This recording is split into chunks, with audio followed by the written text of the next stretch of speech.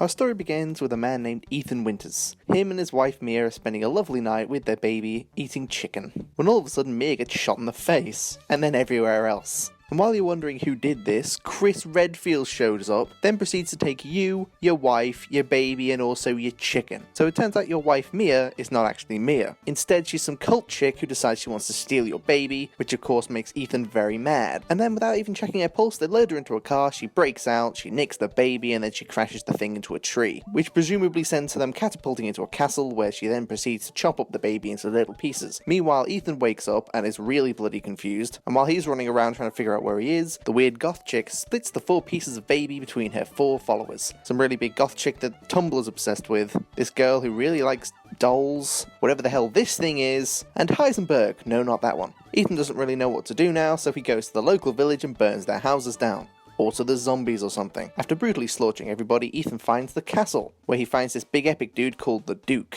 The Duke explains that the baby might be in the castle, although he doesn't really know, and he also explains that he has a wagon full of enough military ordnance to conquer all of China. So now, instead of fighting the castle with a couple of toothpicks and a dish sponge, you're now going in with a drum magazine-fed auto-loaded minigun, an M49 Browning tank, and all of Russia's ordnance, which funnily enough, makes the game a bit easy. Ethan breaks into the castle and finds Tumblerbait 101, as well as Dead 1, Dead 2, and Karen. At first, Ethan can't defeat Karen, but then accidentally opens a window, which apparently kills her because she's allergic to the cold or something. So Ethan, now armed with his windowsill, proceeds to kill all of the woman's daughters, and then goes to kill the woman herself.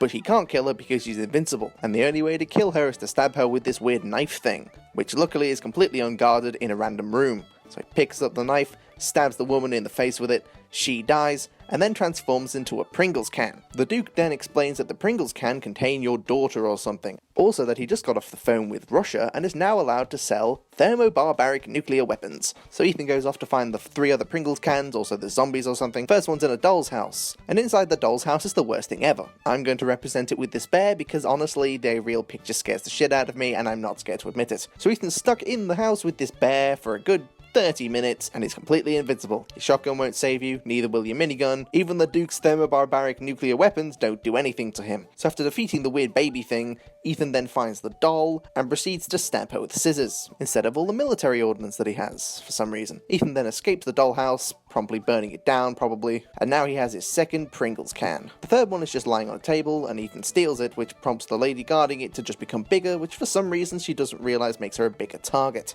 And the fourth can resides in the house of Heisenberger. Heisenberger proceeds to explain that he doesn't like the goth chick very much, and he's going to use the power of baby to defeat her or something. Ethan doesn't like the idea of someone using his baby to literally murder somebody, so proceeds to try and shoot him, only for Heisenberg to chuck a discount Magneto and steal his gun. Heisenberger then locks him up in a fridge, where Ethan meets Chris Redfield, who explains that Mia was evil or something, instead of doing that at the start of the game. Meanwhile, Heisenberg is using the power of metal to become bigger or something. Chris explains that he's going to punch out a bunch of pillars to destroy the entire factory and kill all of the robots that are inside. Ethan shoots Heisenberger, which prompts Heisenberger to turn into Optimus Prime. Then Ethan reveals he's got a literal tank. Chris and Ethan celebrate the victory, only for the goth chick to arrive and steal Ethan's heart. As opposed to killing him, this just kind of pisses him off and he proceeds to shoot her in the face. Chris, meanwhile, calls on the entire United States of America and bombs the entire place to the ground. Ethan beats the goth chick with a stick until the goth chick gives him his baby back, only for Chris to steal the baby and then promptly nuke Ethan. For some reason. We then flash forward to 20 years later, where Ethan's baby is all grown up and visiting his grave. And then Chris comes through and runs her over with a car. And that's the end of Resident Evil 8. Love to know what you guys think of these animations. I had a lot of fun making this one, actually. So let me know what other games you'd like to see me do, because I don't even own Resident Evil 8. I just viewed all the cinematics. So I'm pretty sure I can just make it on wherever. So let me know. And who should come through the door but Claire Redfield? Our story begins with Ethan. I forgot his name.